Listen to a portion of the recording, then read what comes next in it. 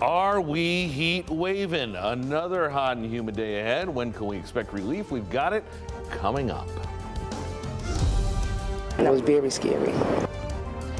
Tense moments at Union Station after a man was shot on a train platform. A live report from New Haven ahead. Plus, a close call for a state trooper who was almost hit by a car. Look at that video. The news at 6 starts right now. All local, all morning. This is Fox 61, Connecticut's news station. Good morning, sunshine. First at 6, another hot and humid day is ahead as we're checking out a beautiful sunrise on this Thursday. Thank you for joining us here. I'm Symphony Privet. And I'm Tim Lammers. Good morning. Let's start with the forecast here. You need 3 days over 90 degrees to get to a heat wave. We are at 1 and counting, Matt. Yeah, and I think 2 will be the norm. 3 is the question. So it's an official heat wave if we get it tomorrow, but it's a minimal one at that. Time to find relief from the heat, whether we get to 90 or not. You got to be careful out there. Lots of water, lots of breaks if you're working out there. And as I said, we could be heat waving if we get 3 in a row tomorrow. Timing some rain for the weekend. We can always use some rain. We just don't want it on the weekend. We'll talk about that coming up. Cloud and radar picture. There's a touch of fog out there, not a big deal. There's a touch of smoke out there. It's not a big deal. There's a lot of humidity out there, and that's the bigger deal. 68 to 72 for your temperatures. Look at the dew point, still in that tropical zone, upper 60s to 70. So you're definitely going to feel it, and you will be feeling it all day long as we keep it borderline oppressive. Chances of rain today are still minimal. You can see just a little bit later on. It's an isolated spritz. Tomorrow we add a little more. The weekend is when we're going to focus on for a little cool down, at least in terms of the rain. Temperatures, there it is, 90 degrees at 3 o'clock. Lots of sunshine in there. Flow now coming out of the south, and that also destabilizes the atmosphere a bit. We'll talk about the rain, time it out for you. Have a look at 7 days ahead coming up. Rachel Piscatelli has put on her traffic hat. I get to say good morning to you for the first time in a few weeks. I know, it's been a bit. Yeah. I feel like I had to give you a big old hug. I'm going to wear a name tag. I'm Matt. Okay, nice good. to meet you. Thank you for the reminder. I appreciate it. I kind of forgot who you were. No, just kidding. You're hard to forget. Yeah, thank you. All right, 6:02 now. We're following a couple of issues out on the roads this morning. So we'll take you out to Montville, where we are dealing with a closure in both directions on Route 82.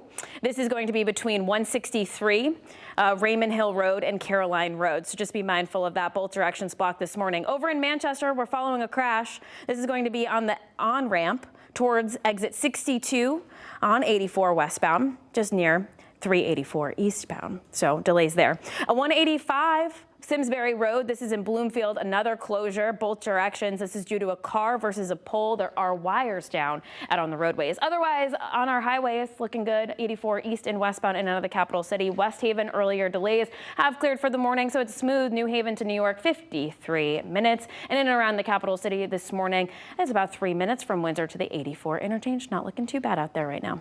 Back to you. Alrighty, thank you, Rachel. 6:03 now. The search is on this morning for 2 suspects who police say shot a man after a fight on a Metro North train last night. Yeah, the victim was ultimately found on a platform right there at Union Station in New Haven, and this morning he's in critical condition. Fox 61's Brooke Griffin is live at Union Station right now. Brooke, how do things look at the moment? Well, over the past couple of hours, we have seen an elevated police presence still here at Union Station. It seems more precautionary, though, not necessarily active, but it has cleared within the last 10 minutes or so. There were several MTA authority people here, several other unmarked police cars as well, but those have now cleared this scene. And that's all coming after around 8:30 last night. MTA police say they received reports of shots fired here at Union Station. When they arrived, they found one man on the platform with serious gunshot wounds. They say it appears the 2 suspects and the 1 victim were on a Metro North train from Grand Central to New Haven all together when a dispute broke out. They say the argument continued out on the platform between tracks 12 and 14. That's where they say the victim was shot in the targeted attack. As of last night, police say the victim's injuries are critical. MTA police tell us the suspects fled the scene, possibly even getting on a nearby bus, and they are still searching for those suspects this morning. One woman says she was there as cops ran to the scene with their guns drawn. Like, we were almost them. Like, I mean, if we would have got, if we would have went upstairs or if we would have did anything, I'm going to say a little different, that could have been us. But God knows all things. So he had us in his hand, which I thank God for.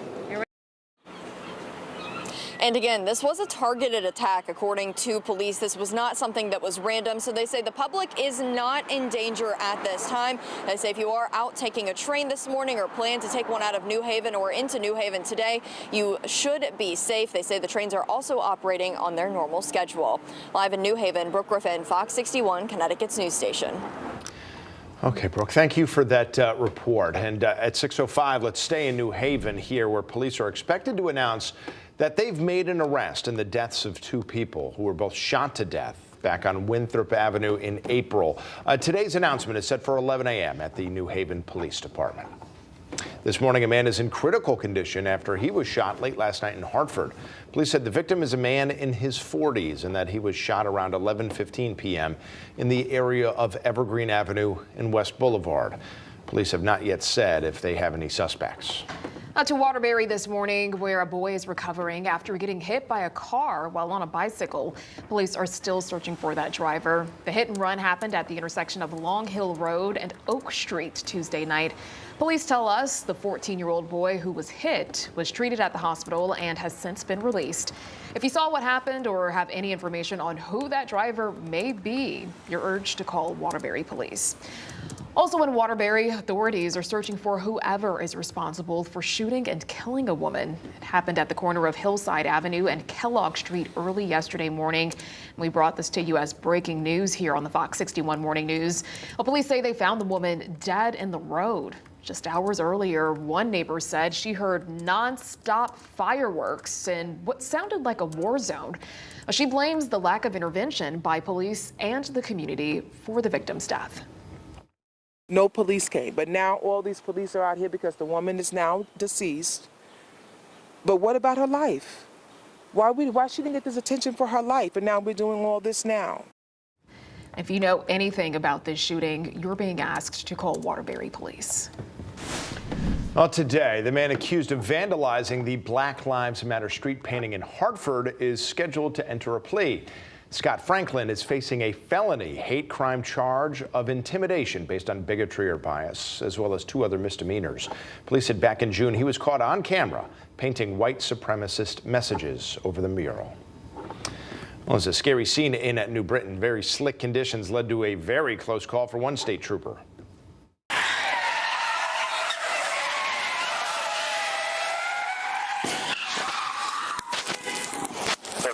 485H, my cruiser just got hit.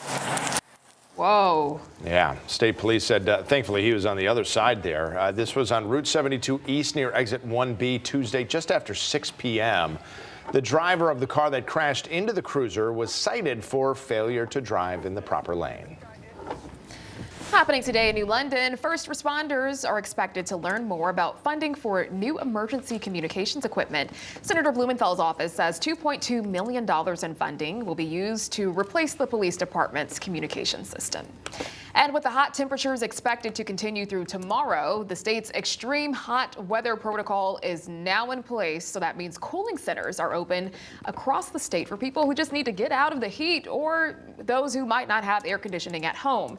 Many cities and towns have opened cooling centers. Take a look at your screen here. In Waterbury, the police department says the following sites will be open: the North End Recreation Center on North Main Street, the CHD Hospitality Center on East Main Street, the Waterbury Senior Center on East Main Street, and Maloney Magnet School on South Elm Street.